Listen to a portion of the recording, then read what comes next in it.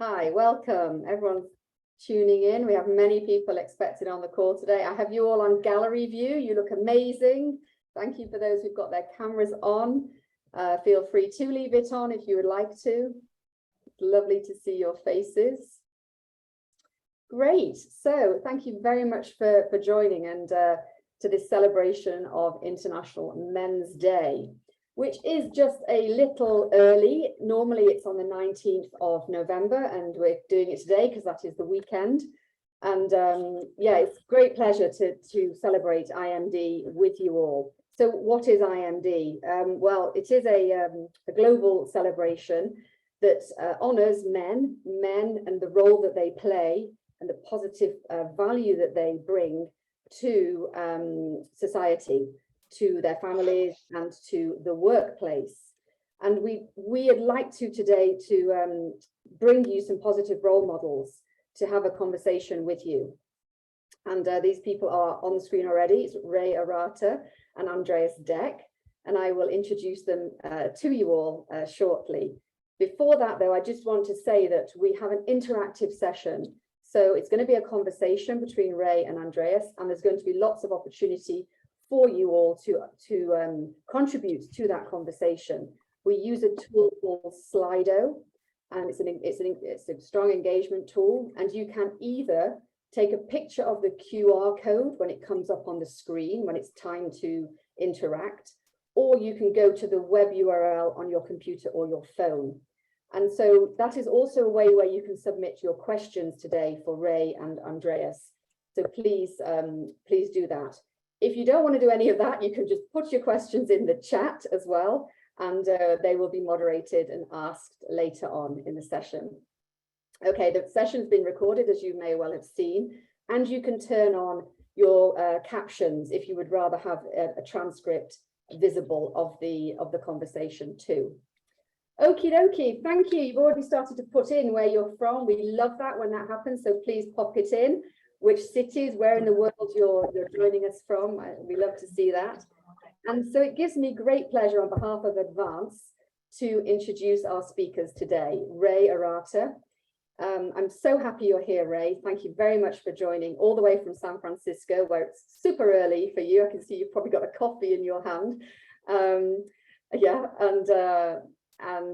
Yeah, so for those of you that have not met Ray, I had the pleasure of joining one of his webinars back in February about his book Showing Up.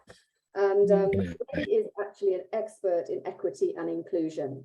And he is trying to transform culture by engaging men in the topic of equity and inclusion. So you can imagine in Advance, we really, really wanted to have him on our IMD this year. He really supports organizations in guiding men on an inclusionary, heart-centered leadership journey. And we'll see more about what that means later. What is a heart-centered leadership journey? He's the founder of the Better Man movement, and he has conferences each year. He's just had a conference. And he's the author of a book called Showing Up, How Men Can Be Effective Allies in the Workplace. And that will be mentioned, of course, and referenced in the book today. So, without further ado, thank you very much, Ray, for joining us. And I would now like to introduce Andreas. Andreas Deck, based here in Zurich. I say that here because I'm based in Zurich, in Switzerland. He's the Group Director of Human Resources at SMG, which is Swiss Marketplace Group. For those of you who are in Switzerland, you may well be familiar with some of the digital marketplace brands like Ricardo, Anibis, Tutti, Homegate, and Scout24. So he's the HR director there. He's an expert also in people and culture strategy development and implementation. And overall, he's a people and culture enthusiast. And he's a husband and father of 3 sons. So congratulations to you too, Andreas, on International Men's Day for your sons. And yeah, so welcome everybody. I'd like to, just before we dive into the conversation, for those of you who might not know Advance, I'd just like to share a couple of slides with you on who Advance is and what our mission is. So just bear with me while I share my screen. Okay. Yeah, so you can give me a shout out for those of you who may not have know about Advance. Put yes or no in the chat. What are we? Well, we are the leading association of in Switzerland for gender equality in business. 10 years ago, these companies at the bottom founded Advance, and we are now 139 member companies. We have grown hugely. So what are we trying to do? What is this not-for-profit association trying to do? Well, we are trying to increase the percentage of women in management and leadership positions in Switzerland. And we want to get to 30% in our member companies by 2030. It's a bold goal, but we want to go for it. As I said, we have 139 members, which actually represents 10% of the Swiss workforce. It's a huge amount of people. And these are all the companies and the sectors that exist in Advance. One of the beauties, I guess, of what we offer is that we are company-based, we're not individual-based membership, and all our events are cross-company. So if you come to any event like today, you will meet people from all these companies and beyond, because some of our events like IMD are open to everybody. So, and we deal with all sorts of management, all the management levels, and we deal with the CEOs, which is super important for making change happen in this space.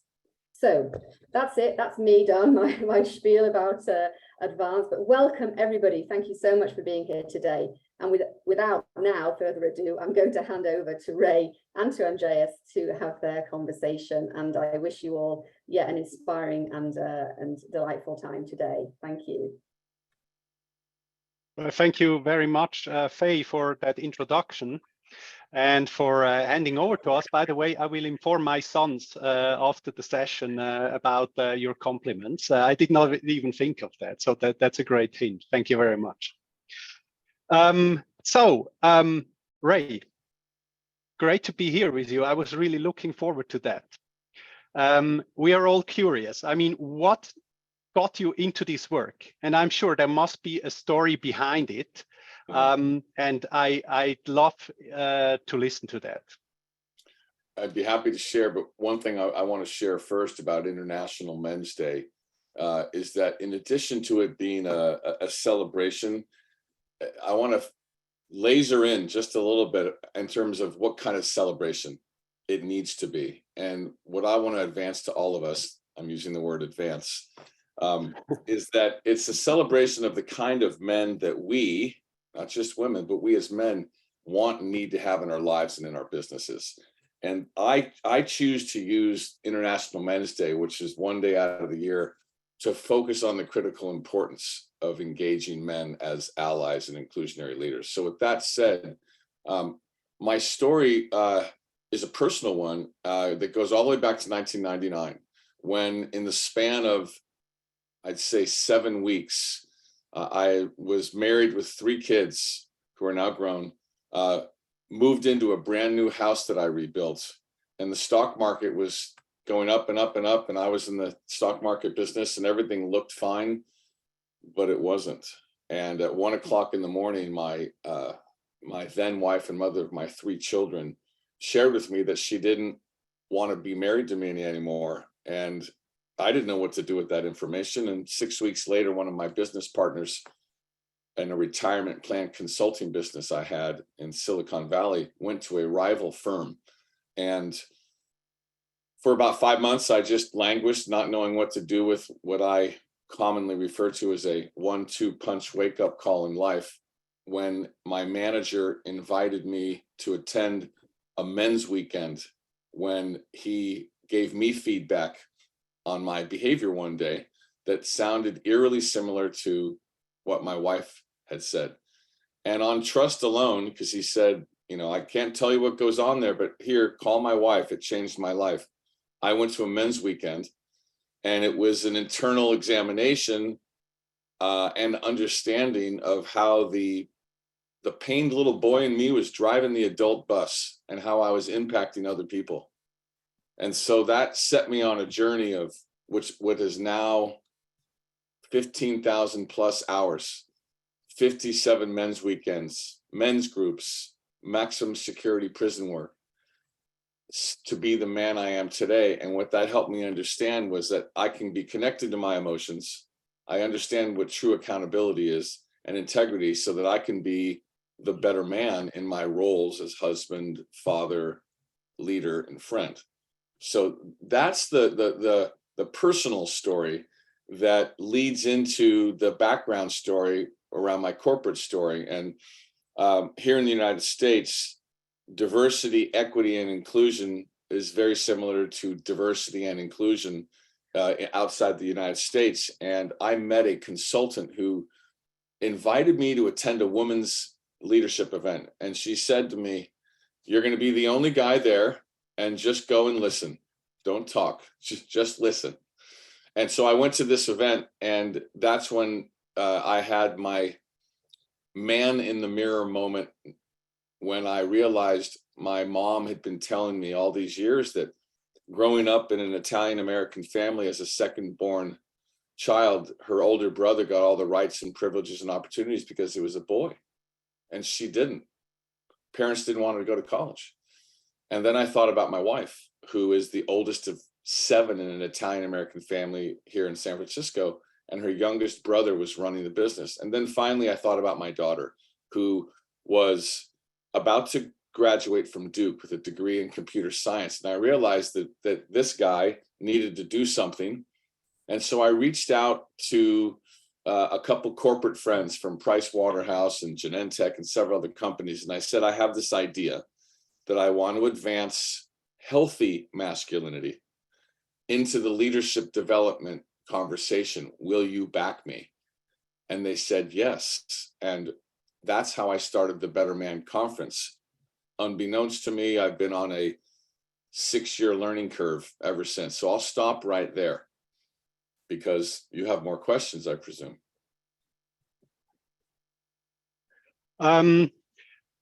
Well, what I can do, I can actually share a bit my story.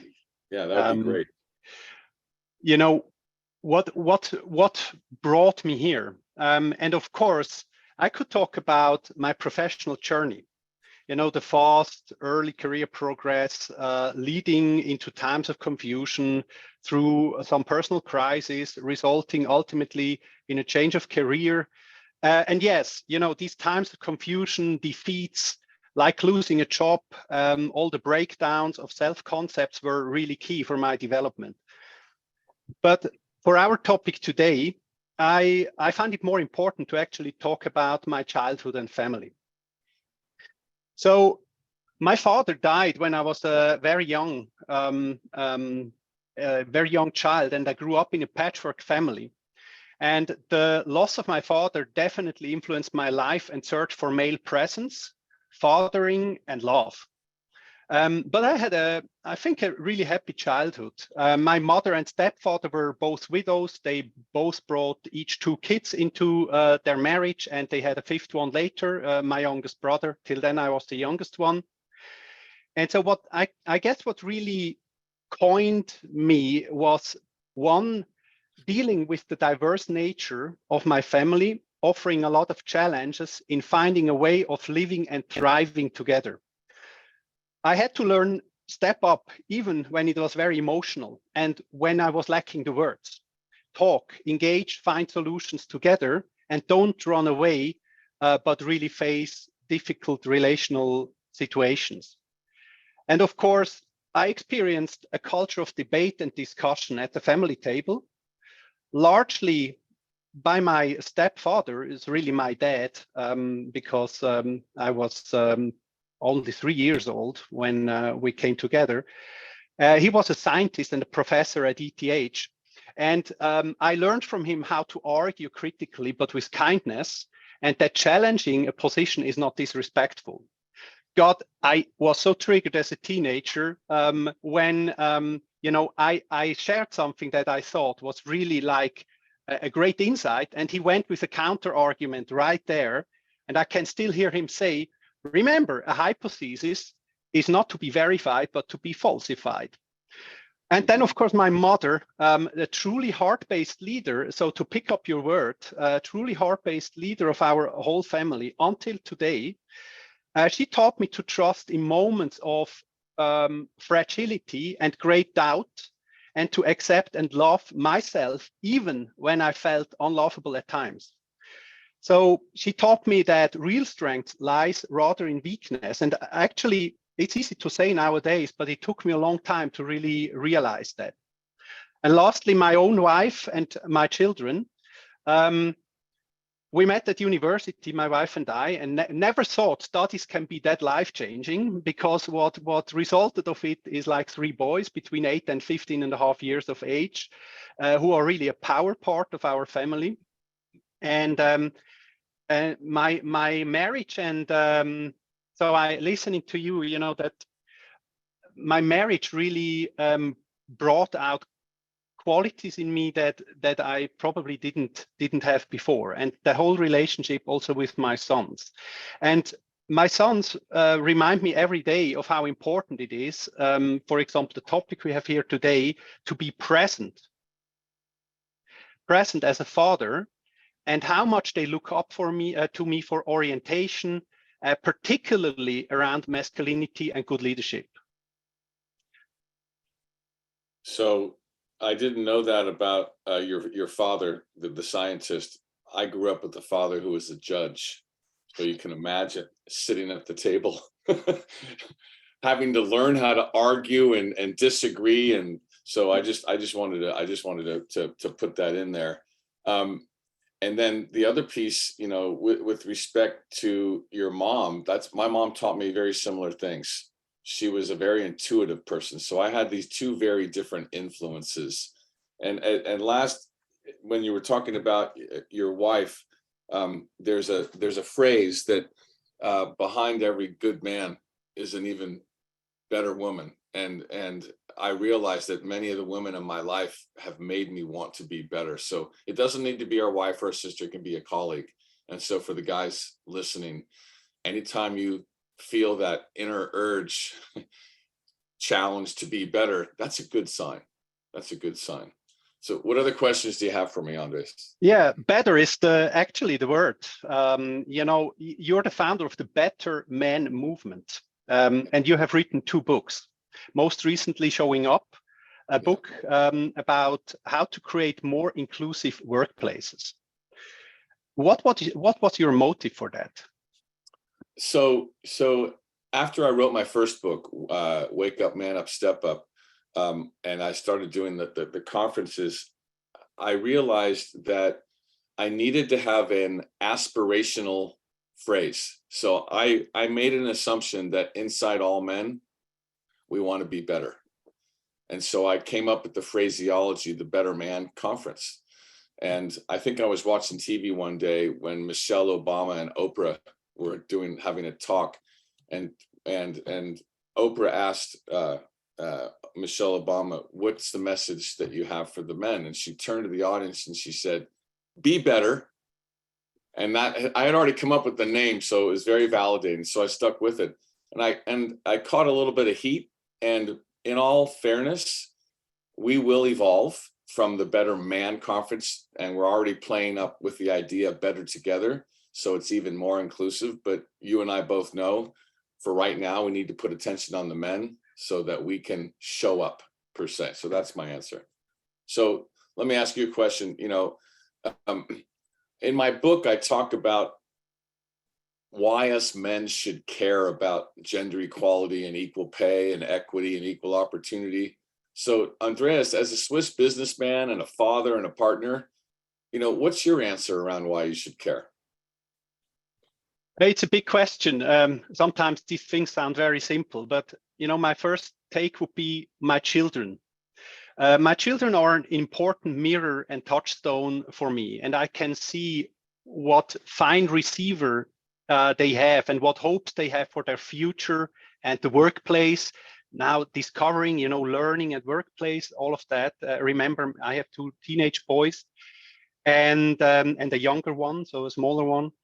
And you know, then I look at where we are, and I think, yeah, you know, we're getting away, but it's not really where we are today. What I would like them to take over, basically, or to carry on.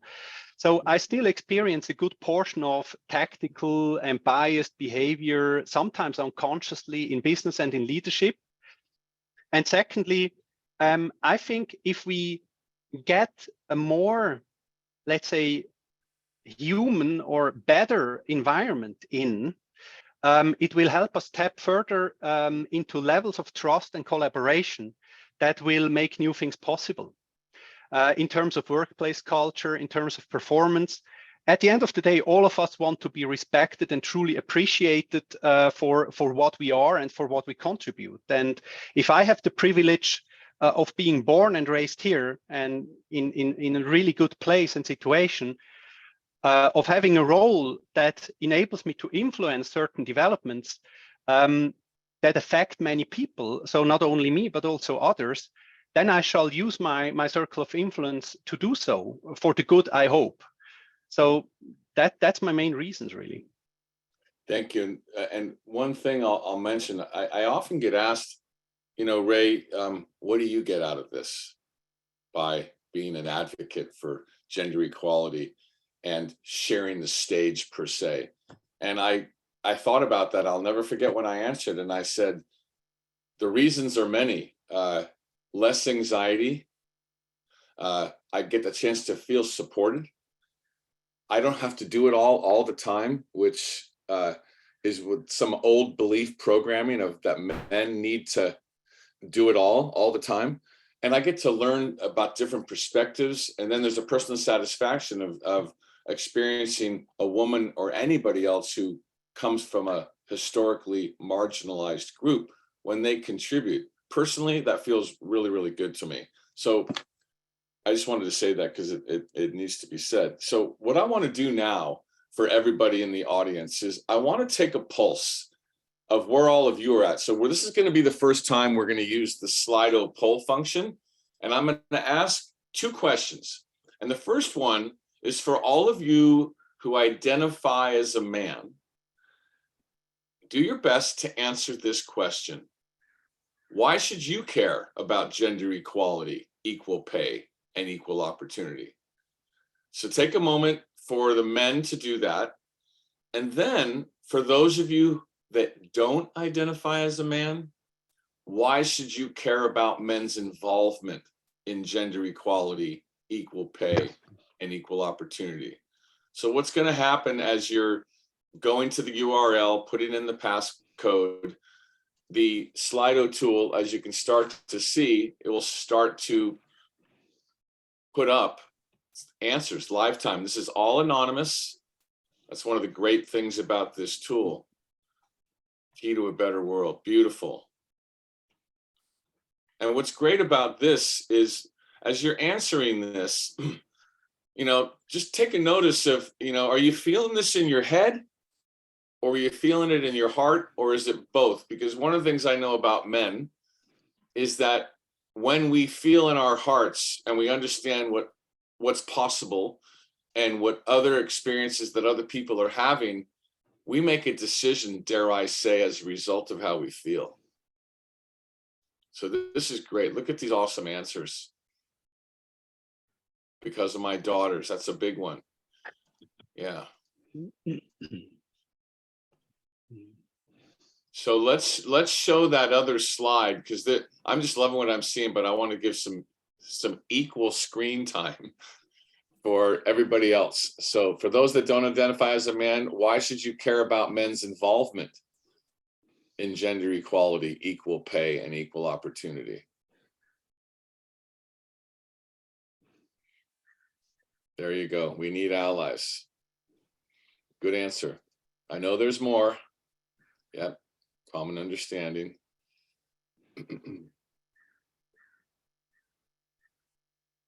Yep.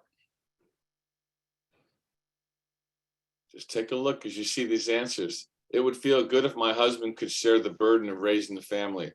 For all you men out there who have heard this notion of being partners at home, and I'm not even going to make the assumption that you aren't, but that's an important one. When we were all going through the pandemic here in the United States, they called it the she session because so many women had to leave the workplace in order to take care of the children at home. So beautiful. Change only happens together. So guys, take a read there and just let this sink in. No one's wrong, no shame, no blame here. Just people's truth. Yes. Awesome.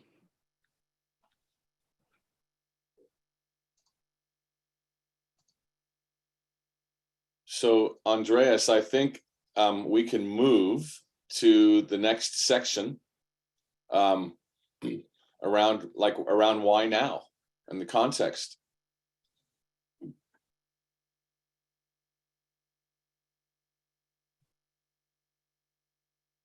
You're on mute. We'll get our first little mute mistakes out of the way. Thank you. That was because of my coughing pause before. Thank you. So we really put men in the center today of this meeting, and you know, the whole story about better men and better men movement. Ray, it is not common for there to be an even an event, you know, directed only at men. I wouldn't say I see that very often here in Switzerland.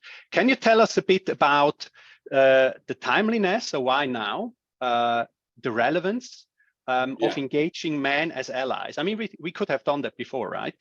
Yeah.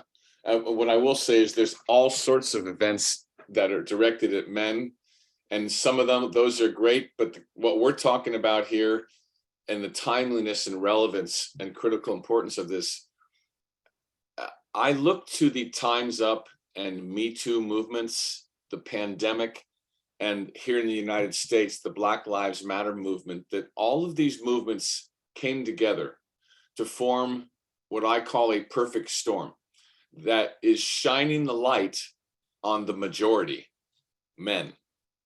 And so there's an opportunity for those of us who are men who are in the majority, and majority, I mean, we hold the majority of leadership positions.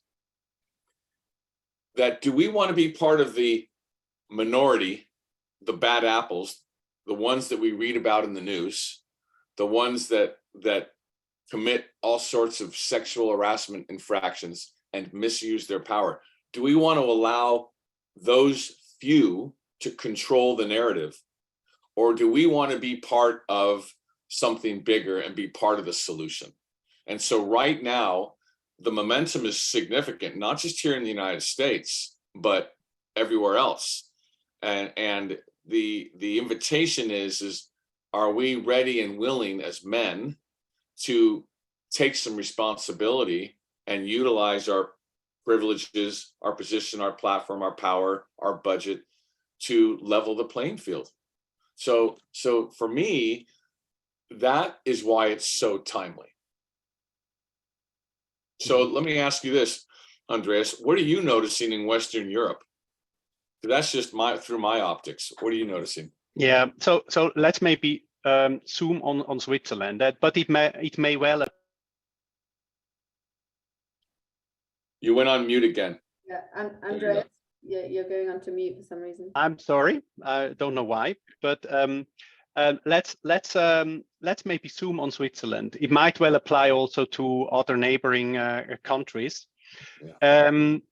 What I have seen in the last years is a big focus on diversity, and you know, to get more female representation in management levels, and that's all good. But what I now observe is a shift from diversity to inclusion, so inclusive behavior. So I can see that we deal a lot with, okay, how can we create a more inclusive workplace culture? And we started to note more and more it has to do with awareness. So are we really aware also of really maybe unconscious things? How can we create that awareness? I can see a lot of investment in topics around listening, around, you know, understanding one's own behaviors, belief patterns, these kind of things. So I believe that shift is there, that it might not be good enough just to talk about, you know, female representation and establishing certain processes to ensure that. It takes more, and it takes a more honest view on the role of those who are in power, so to speak. Yeah. And so, one of the things I've learned in this work is that women all over the world, regardless of where, are at the impact of men's behavior and language. And while it's historically been a men's world built for and by men, what we're all trying to change is a world for everybody, built for and created by everybody, so that everyone in your country use the word diversity and inclusion. There's another word that's been being used a lot is belonging. Everyone wants to have a sense of belonging in their companies and in their communities. And to me, when I hear that word and I feel that word, it's like family. So whatever works for you, that's something that we're really trying to accomplish. So I just wanted to respond to that, and I imagine you might have another question for me. What caught me really in reading your book was the sound of silence. So you use this term, the sound of silence, and I would be really interested if you could elaborate a little bit what you mean by that. Well, as I hear you say that, the song from Simon and Garfunkel started going in my head. But that aside, the sound of silence, it was a part of my book that I wrote about, that I wanted to focus on how, and I'll quote Jimmy Carter, former US president, that silence is violence. And that in this current environment that we're in, men being silent when men speak down to a woman, or say something against women, or don't include or decide when women aren't in the room. When we as men stay silent, it signals complicity. And so that's not the kind of behavior that I'm going to make an assumption that us men don't want to be a part of. Now, I don't want to take away from the fact that we might be afraid and feeling our fear. That's totally fine. But that's what I wanted to mention, because it's really, really important, trying to get men off the sidelines, out of the silence, and activating them to use everything that they have to create equality. And in your experience, what does the current landscape look like with respect of men becoming true allies and inclusive leaders? So I'm encouraged on a global level. So not just here in the United States, but many, many more men are sitting in the question, what do I do? I want to know what to do. I want to be part of that majority that I spoke to earlier. And many diversity leaders in companies are now focusing on, how can I engage the men in our company? And what's also interesting is that women and those that come from historically marginalized groups want to support and be supported. I can't tell you how many positive comments I've heard from women and people of color when they come to the Better Man Conference. They say things like, oh, I had no idea that men have feelings, that men could do this. So there's hope in the air. So for me, that is very positive. And I've learned when I've done trainings in Western Europe and in the UK, that at the end of the day, us men are all very similar. We have beating hearts, we had mothers, we have sisters, we have wives, or we have partners if we're not in a heterosexual relationship, and we want what's best for everybody. So a lot of the work I do tries to tap into that. So hopefully that gives you the answer you are looking for. Yeah, it does. And I think it takes us to these states of man. Yeah. So here's the thing. I've had a lot of conversations, hundreds and thousands of conversations with men and leaders in companies. And what everyone is looking at up on the screen are what I call the 5 states of men. I refer to them in my book. And I share all of these with everybody for a couple of reasons. One, for the men to begin to identify where you might fit, and for everyone else to understand how you might meet these men where they are. So a very important piece of the work I do is about meeting men where they are. And here's the key phrase: without shame or blame. Okay. So this first category, threatened, there are some men who feel threatened by D&I efforts in that it threatens their job. And there's somewhere in their minds, they believe that it's their God-given right to have this job. And what I've learned in my work is that this is unexamined privilege in action. Okay. This group in the United States also is the same group that says all this attention on white men is a distraction. So there is an antidote to meeting these men where they are, and it's about education, educating men the distinction between earned and unearned privilege. The next group are ones that feel excluded. And the way this shows up is some men say, you know, there is a business resource group for women, for the LGBTQ community, but what about us? And this particular group, they're easy to convert because when they're in the temporary pain or discomfort of exclusion, they now have an empathic pathway to use their privileges to feel included. The third group is probably the biggest, and I mentioned the silence piece earlier. This group are the ones that are afraid to say or do the wrong thing, so they don't do anything or don't say anything. That's not what we're looking for as allies. And then the next two groups, the ones that are uncertain, these are the men that want to be part of the solution, but they don't know what to do. And I'm going to assume, and we're going to find out where all the men fit, where you fit in these categories. And last but not least, the allies in training. These are a few select men that are already acting like allies. And so once again, we're going to use the Slido tool. So I'm going to ask a question. You're going to see on the slide, there you go, that I'm going to ask a question of the men first, but guys, I don't want you to answer just yet. So the question, as you can see, is, you know, what category do you most resonate with? Now, I know you're already answering, but I need to tell you something. The data suggests that men feel like they're further along than they actually are. So be honest. So let's take a stab. Now you can answer. And we'll see what happens. Honesty is the best policy. And there's nothing wrong with where you're at. That would defeat the purpose. There you go. This is what I was hoping to see. And just take notice. No judgment. Go for a couple more answers.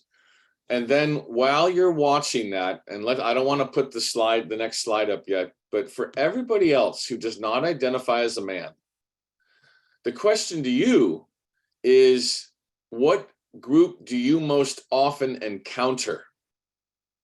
We can go ahead and put that up there. What is the most common state of men that you encounter in your day-to-day? And guys, take notice of this, because oftentimes when I do this poll, where men feel they are and where others who are experiencing them, it oftentimes does not line up. And again, no judgment, just something to notice. Yeah. And just a little something on the threatened piece, you know, being emotionally literate man is being connected to all of our emotions, like fear, and working through being paralyzed by the fear and taking a breath into it and finding that courage. So interesting to notice here that guys feel threatened. That's okay. And it's important that we work on moving past that. You know, so I often get asked by men, you know, what do I do? And the real question is, how do I be? And I say that because what this is it's transformational work. And so let's take a look at what transformation looks like on the inside. And so what you're looking at right now is what I call the 6 principles of heart-based leadership, that in my 22 years of doing men's work, these principles that guided my own leadership path, they kept showing up.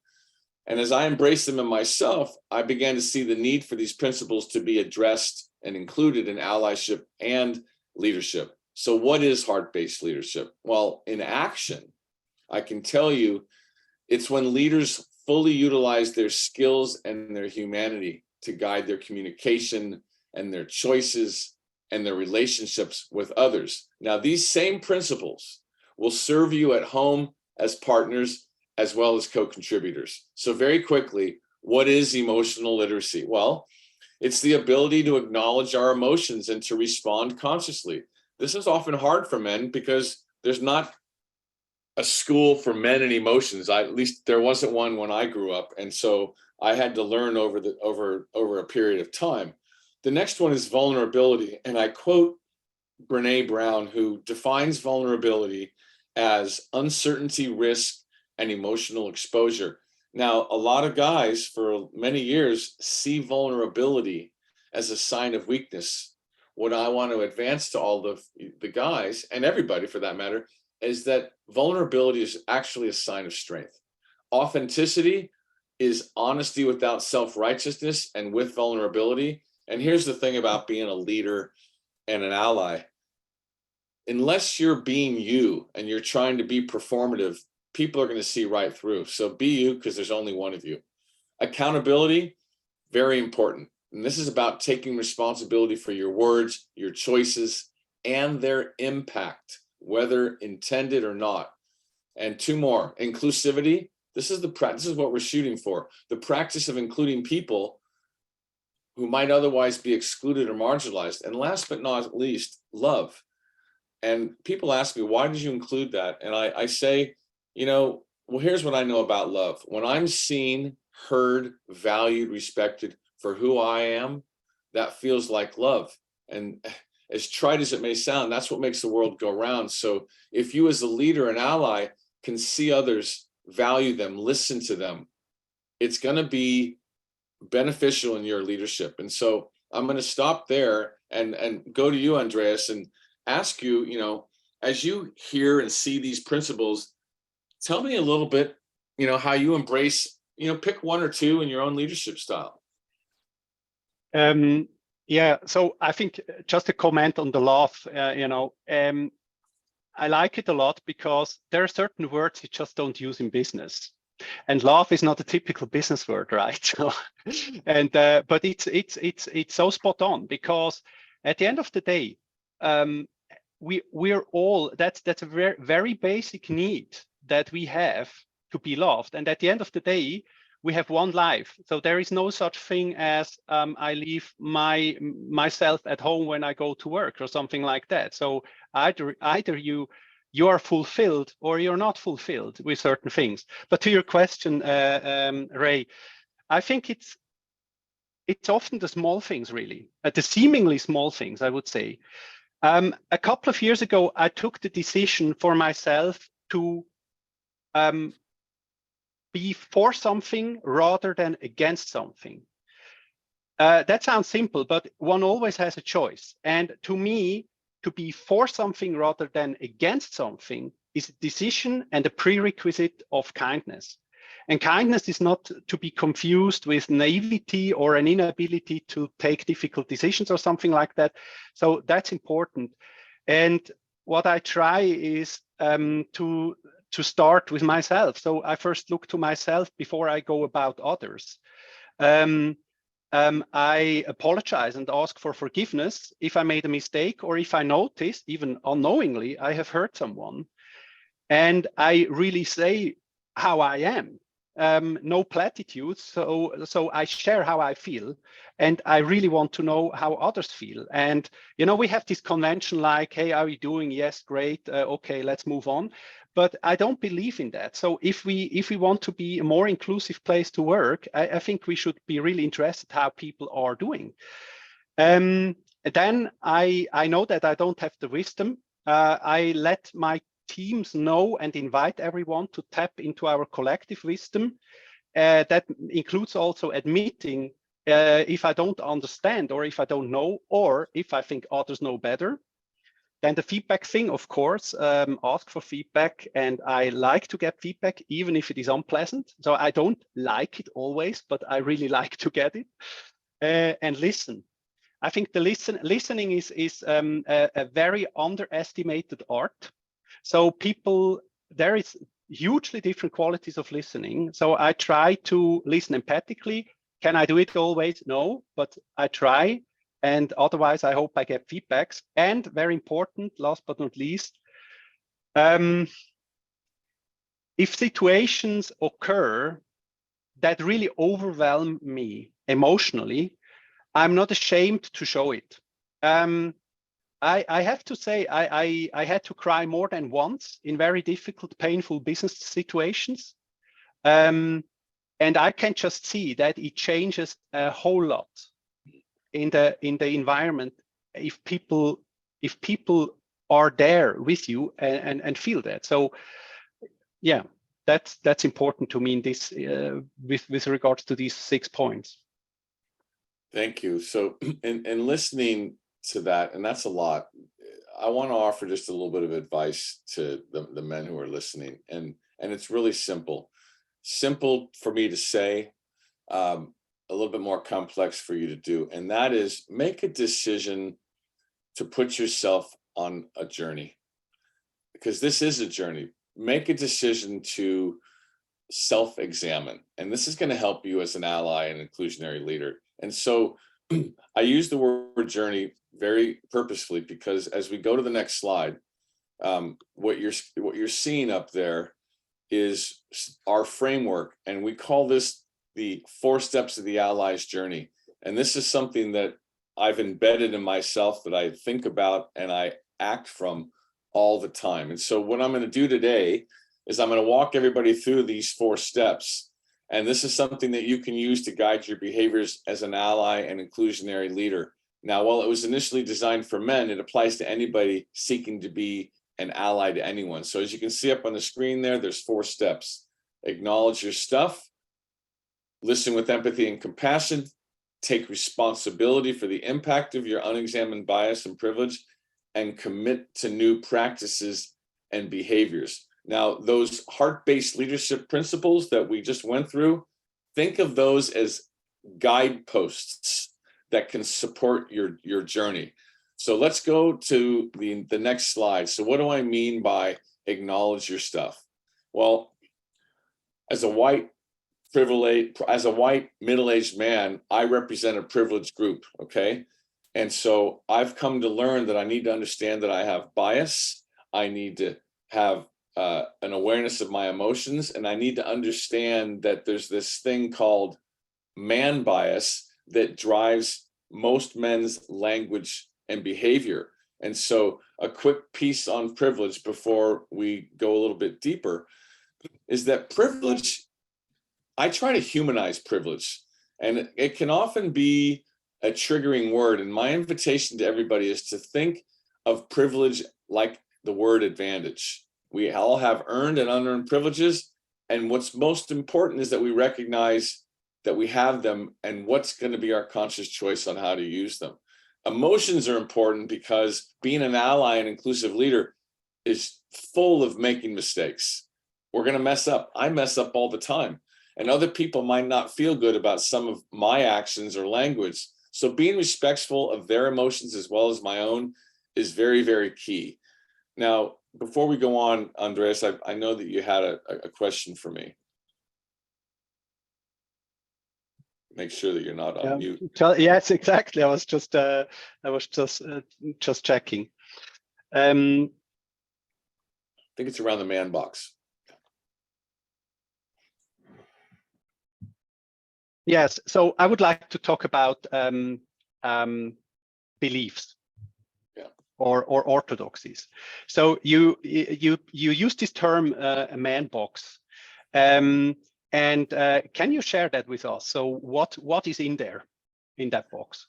Yeah. So it's important that I give credit to Paul Kivel, who created the man box, which essentially, regardless of country, is this set of unwritten rules of what it means to be a man. Or put another way, it's an outdated playbook that generations of men have acted from and passed down. Society, media, etc., has perpetuated these unwritten rules. And what I can say is that, at least for me, they don't work for anybody, including men. And it's often the driver of what we have heard the term toxic masculinity. So I call this man bias. And so when the man box is alive and well, it's when these narrowly defined set of traditional rules for being a man are in play, right? And so what we want to do as men is to get out of the box, get out of the box that's been driving our behavior. Now, some of you may say those rules are outdated. Exactly. But it's important that we pay attention to where they might still be living. And so I would like to ask you, Andreas, if you have any reactions or thoughts as you look at that slide and you look at some of those rules. What's a quick reaction or two that you might have? It's something we observe in day-to-day business. And here is a strange thing, particularly with top-ranked leaders and CEOs, which we said are still often male. The strange thing is that everybody wants something from these people, but yet they are very lonely because there are very few people that give them straight and honest feedback. Or if they give them feedback, they have often an agenda or a known interest behind it. So I would also like to invite that, this unawareness maybe of certain things is also due You're to welcome. actually. It was a pleasure with you. Hello? We had whoever's talking, please okay, go on. yeah, Go. Please mute yourself. What, You're on mute now, Andreas. Yeah, that the wrong person was muted, I think. It's okay. So, we have to crack this situation of allowing ourselves to talk into the lives and practice of leaders around these points. And the last aspect I would like to mention is the awareness aspect means also that we have to turn these things around. So if we notice that there are beliefs that don't help us, but they hinder us, then we have to say, okay, that's not helpful. So real men don't express emotions other than anger. How about real men are true to their emotions, which enables them to build trust and followership? So we can replace that with something helpful. And that's, I think, where we have to get to. So what you just did, and you and I didn't even practice about this, but you gave a wonderful example. So we're going to use the Slido tool again. And now I want to hear from our audience. And so we're going to use the Slido tool. So this is an open-ended question. Respond or react to these rules. Have you been at the affect of them? Have you done them? What are you feeling when you see these rules? And there's no one right or wrong answer. So take a moment and react as you see these rules. Do you witness them in your workplace? How do they land on you? What do you want men to know about these rules? Or guys, how do you feel about these rules? Take a moment. I feel put in the box. It's not my agenda. That's good. Yeah. Yep, men do struggle with this every day. Yeah. So this is about getting old world. This is about getting this out in the open. These rules per se have been lingering in the corner. And one of the things about putting oneself on the path of being an ally and leader, it's using to shine the light. Somebody's on, needs to go on mute. Please can everybody go on mute? We can hear background noise. Yeah. Right, we will try and mute it. Yeah. There we go. Mansplaining is often a result of overconfidence. So dinosaur thinking. I love that. I could tell you a story, but we don't have the time. Maybe another time. So now Andreas, you did this for us. Now, when you look at these rules, here's the next Slido prompt. Look at these rules and pick one and rephrase one of these positively so that they can become healthy. Now, Andreas already did that. The one I use as an example is, instead of real men make all the decisions, the one rule or one word is, I say the word collaboration. You know, collaboration is a much better tool for making decisions. So go ahead and pick one of these rules and rephrase them positively so that they become healthy. This is where the work is. Beautiful. No rules. Aren't afraid to ask for help. Teaming. Like to listen. Beautiful. Powerful stuff. Real men can shine. Yeah, look at that. Beautiful. Emotions. Wow. Every time I do this, it always touches my heart. Real men show they care. Yep. This is what we as men need to do to pave the way for those that are coming behind us. Yeah. Yeah.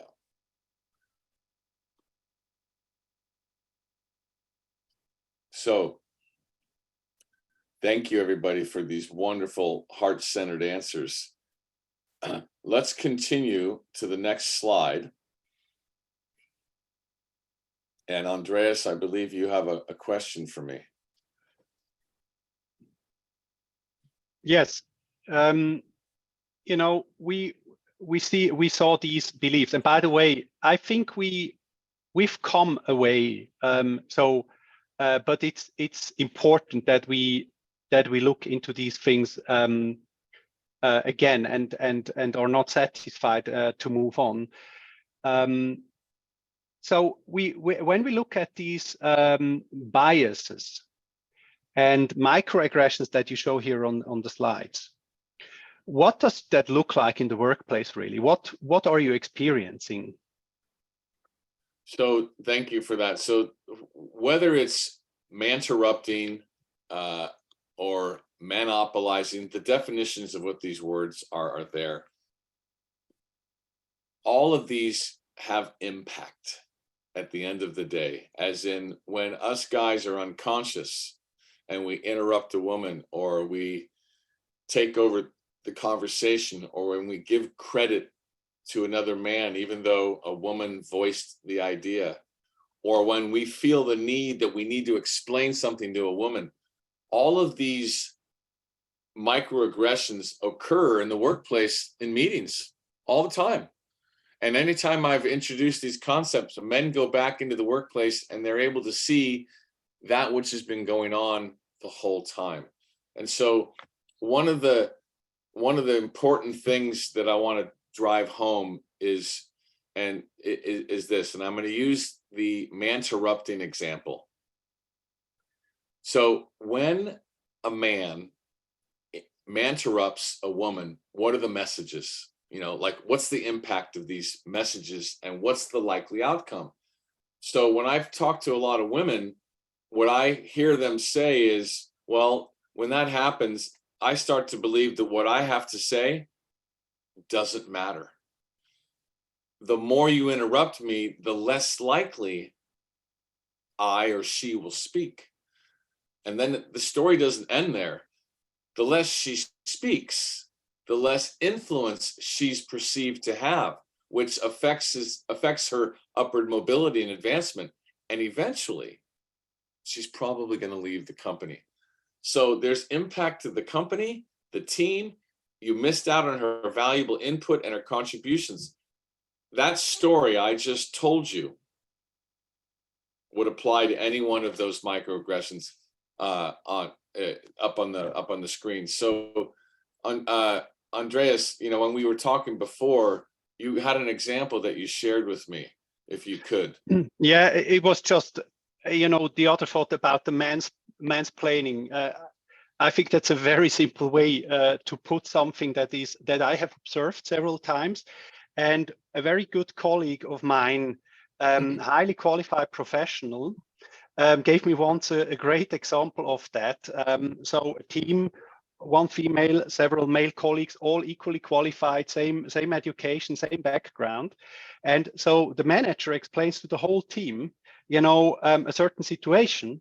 And then at the end of the meeting, keeps back the only female in the team saying like, hey, look, I take more time to explain you a bit more closely. And she goes like, look, you don't have to. I'm just as qualified as everyone else here in this team. I have the same education and I totally get it, right? And these things happen, and sometimes it's unconscious, and we have to, bring that out and turn it around. Beautiful. So, guys who are listening, in case you're wondering what the workaround of these microaggressions, as in the better behavior, when I get to the fourth step of the allies journey, I'll show that to you. But for now, let's go to the next slide, and we're going to go to the second step. Now, this is a very, very important step because it focuses on listening. And what it also does is it helps us connect to the lived experiences of people who belong to typically excluded or marginalized groups. And in my work with men, I've learned that once men become aware of another person's experience and challenges, we have empathy, which makes us more likely to move into action. And while it's essential for us guys to have empathy for others, it's also necessary for us to have empathy for ourselves, because this road to allyship is fraught with mistakes. So what I want to invite the audience to consider, particularly the men, is after you leave here today, seek out folks at your company and maybe ask a woman, what's it like for you to work at this company? Now, the key thing here, if you're going to ask this question, is to listen. And so I want to go to a first slide on listening from the head.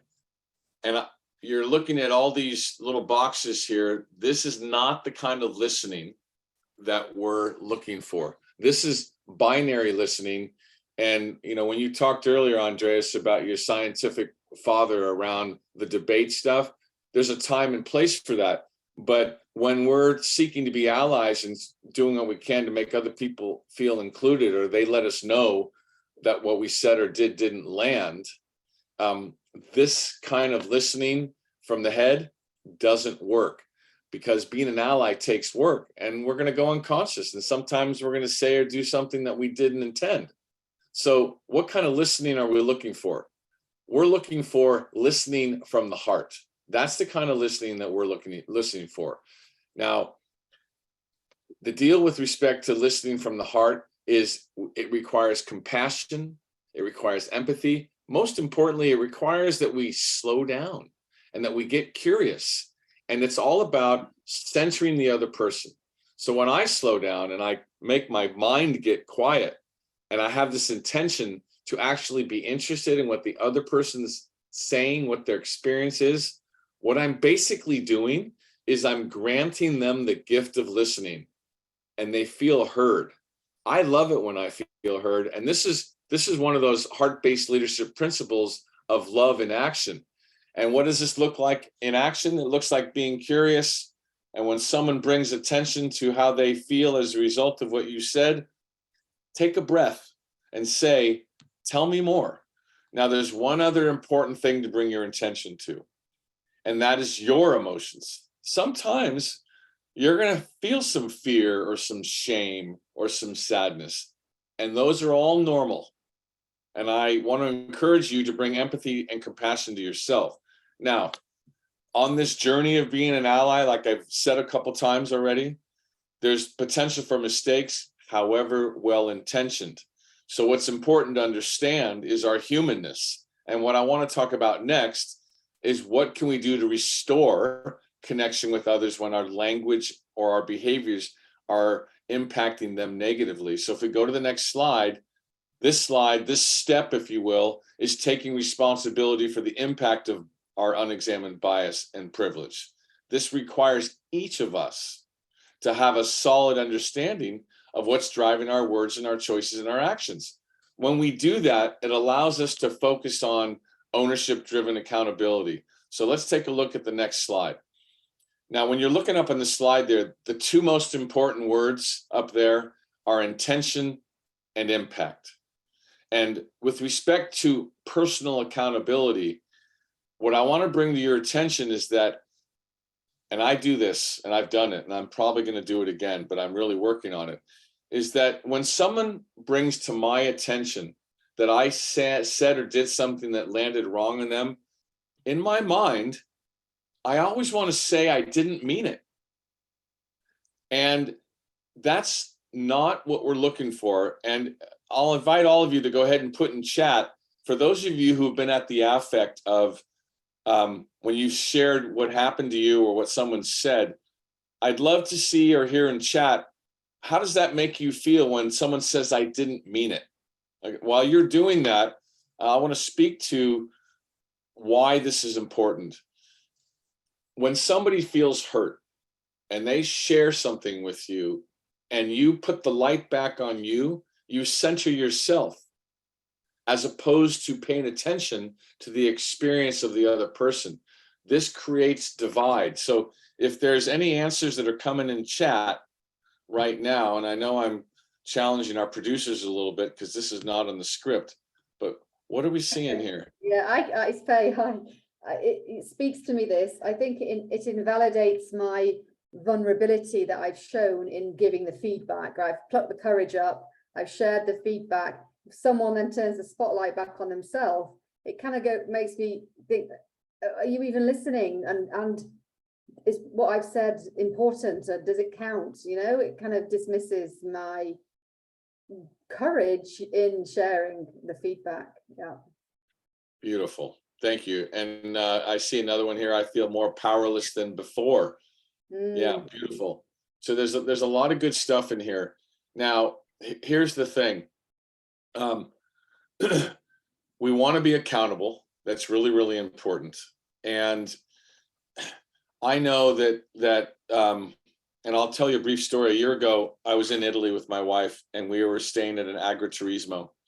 And the women asked me, what do I do for a living? And in my survival Italian, I did the best I could to share with them what I do. And as I usually do, I tell a story about my mother, like I told you all earlier. And when I got to the part about my wife working in a family business, the word I chose to describe her brother was the word capo, il capo, which is boss in Italian, as I'm sure many of you know.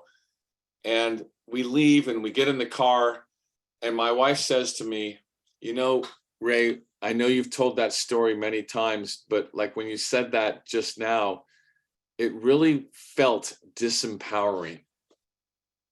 Now, do you think, and when my wife gets mad at me, she calls me Mr. Gender Equality. It's not a term of endearment when she says that. And do you think I just like listened from the heart? No, I defended.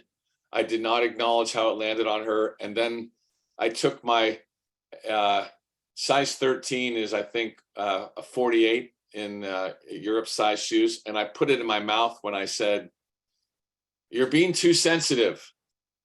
Not a good thing for me to say. Get over it. Now, as I'm driving, she's not saying anything, and I'm realizing, I heard the echo in the car of what I said, and I realized that's not the kind of guy I want to be. And so I said, honey, I want to clean up what I just did. That's not the kind of guy I want to be. I'm very sorry that when I told that story, that it made you feel disempowered.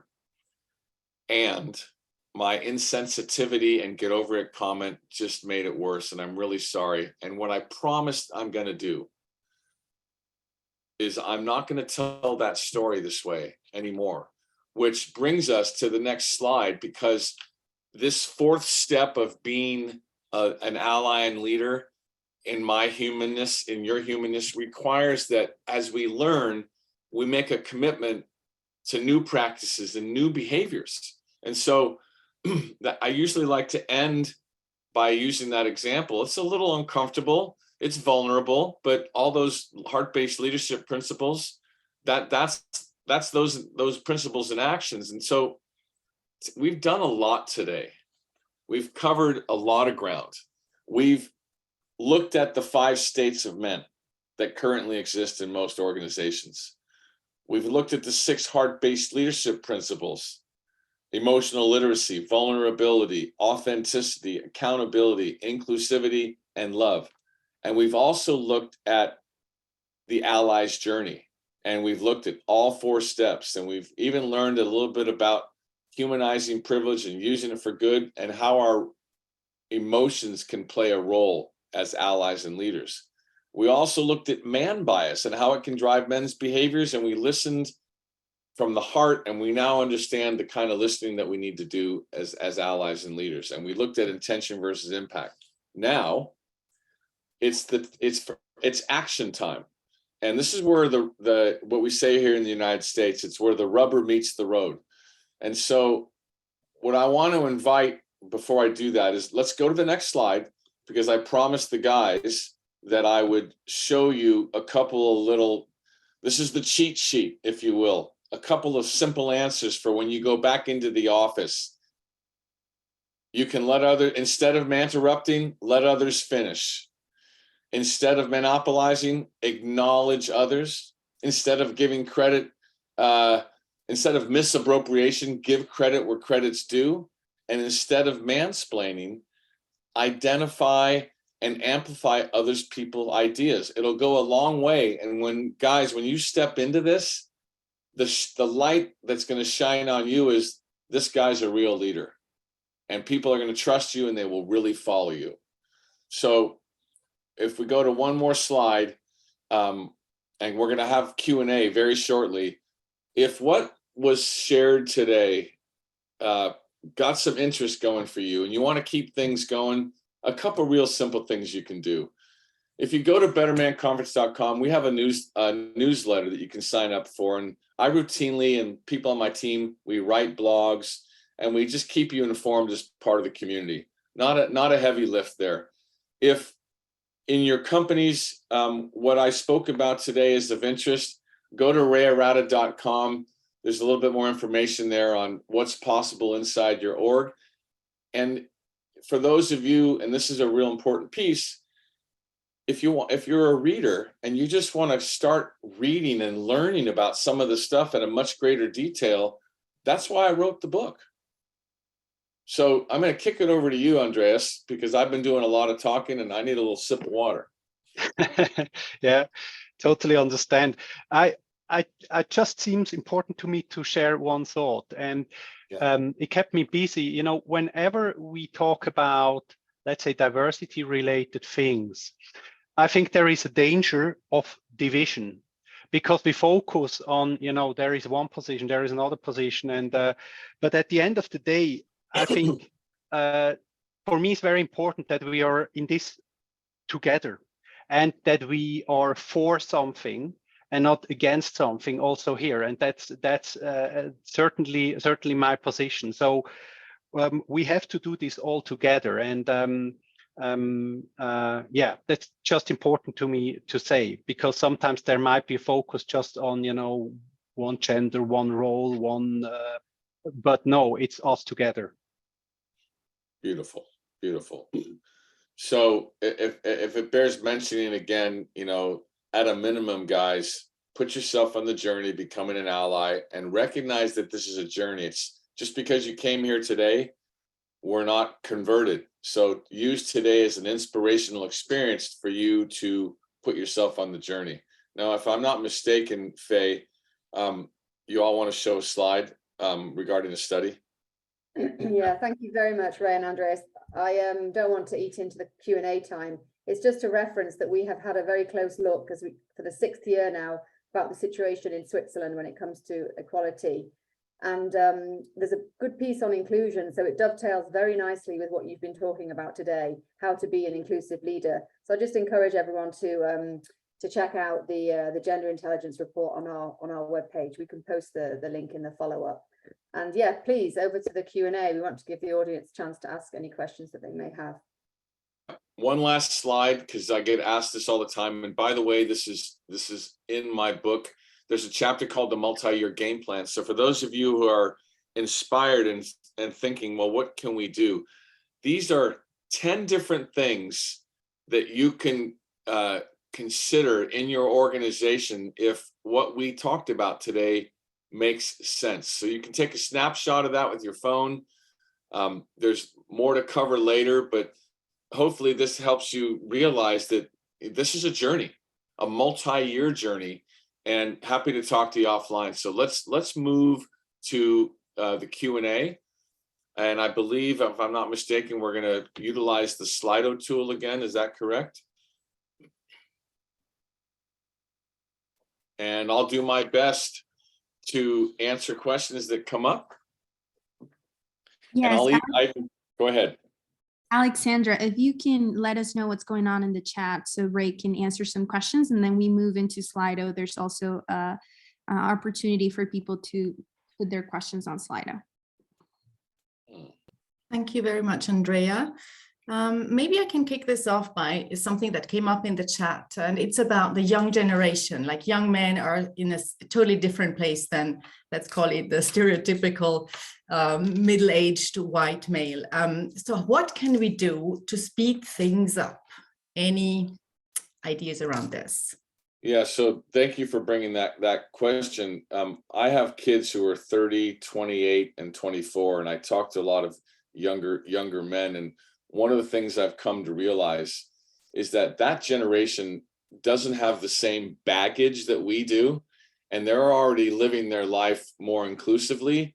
So I put the attention on guys that are my age to seek to understand and meet those younger men where they are and include them and have them bring their perspectives, because it's not just about women, it's not just about marginalized folk, but these younger folk are at the experience of us older guys. So my answer would be get in conversation with them, because we can learn from them. And I just see that someone put reverse mentoring could help.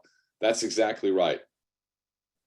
Great. So I hear it's kind of a cross-generational thing between the younger males and maybe the older males. That could be a dialogue that could be interesting to foster consciously. So thank you. So I'm looking at that question. How can I talk about my feelings if I struggle to put them into words? Well, the first thing to do is really just to connect to our feelings. And feelings are in our body, not in our head. And one of the things I teach around emotions is that to men, that there are 5 core feelings. And I use my hand: mad, sad, glad, fear, and shame. In my book, I talk about how to locate them. And really, what we're really trying to do is to experience them. Sometimes it's not about putting words to the emotions, right?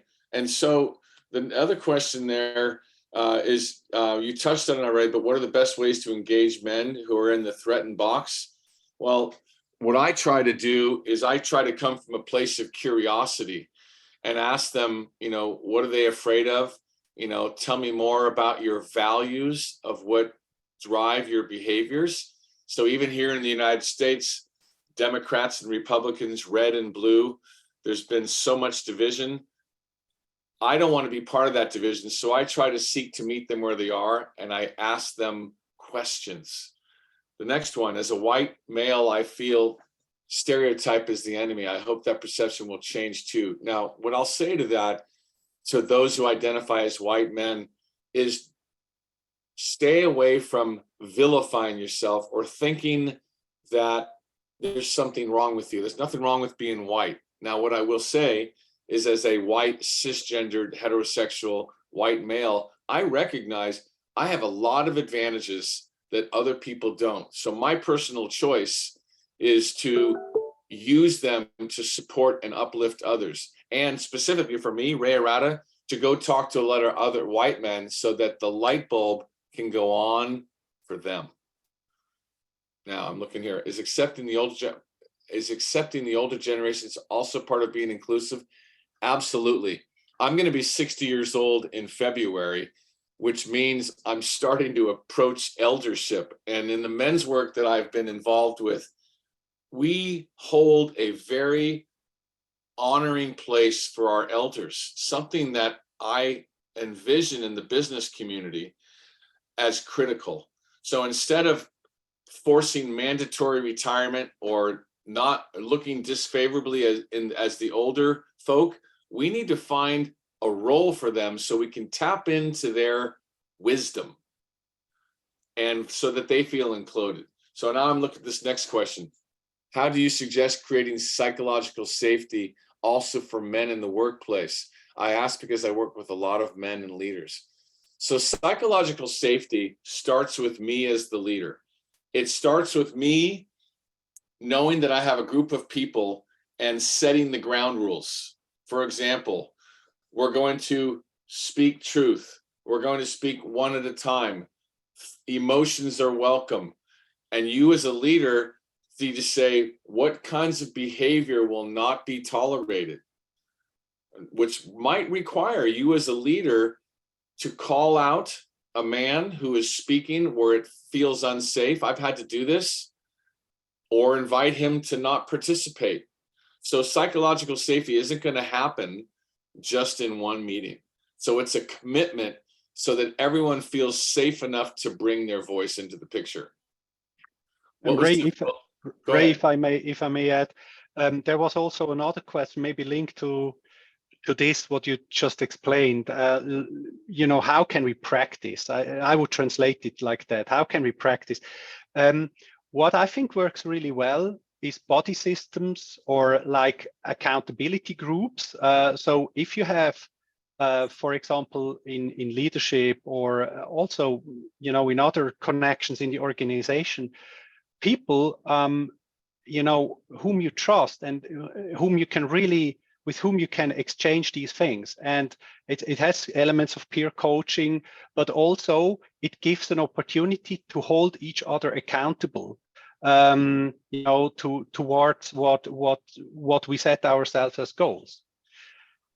So what you're speaking to, and what I would encourage everybody, is becoming an ally and working on oneself is not something that we can do alone. And so the phrase that I use is support accountability.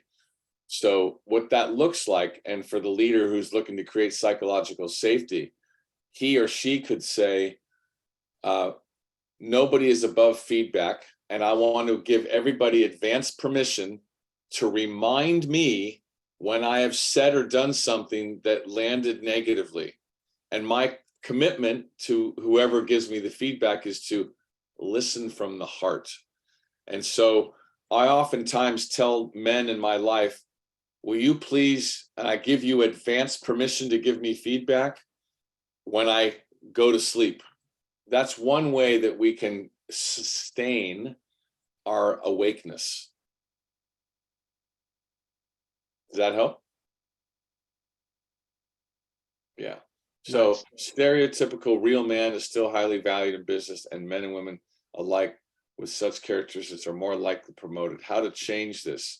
Well, that's an old stereotype, and I'm a big believer in it's time for us heart-centered guys and the strength of our vulnerability to step forward and to show the way for both men and women.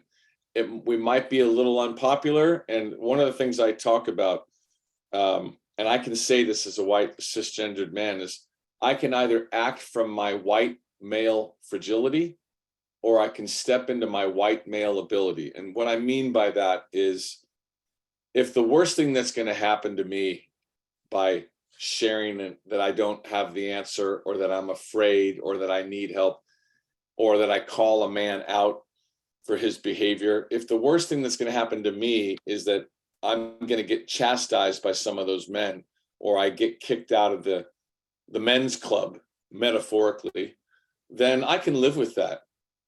It's my life is not threatened. And so I choose to move past that and to do what's right and fair and just. So how is it possible for an organization to support men and women similar? Well, that slide that I showed earlier, there's a lot of different ideas that we can do inside our organizations, and it's not one size fits all. It really depends on the situation. And as I look at this next question, how do we balance the principles of heart-based leadership with certain levels of assertiveness or dominance? Well, the word that I'll key on is assertiveness. There's a time and place when we need to move into action. And what's typically happened is those words, assertive or dominance, have often been equated to masculine tendencies. And the irony is that when a woman is assertive, she's referred to as being aggressive. And so it's just an awareness piece around that these masculine and feminine principles are alive in all of us. Personally, I don't like the word dominance. You know, that doesn't land for me. And I don't believe that it really lands for other people as well. So I'm just going to leave that one alone. The other question there, how to speak to a person who fear losing their privileges or fear of feeling attacked. I already answered that question. And that's examine why you're doing what you're doing. And there's that question again. What was difficult about building a business to foster male allyship? Well, a lot of difficulty. I was the only guy for a while. I felt alone, and it's taken a long time.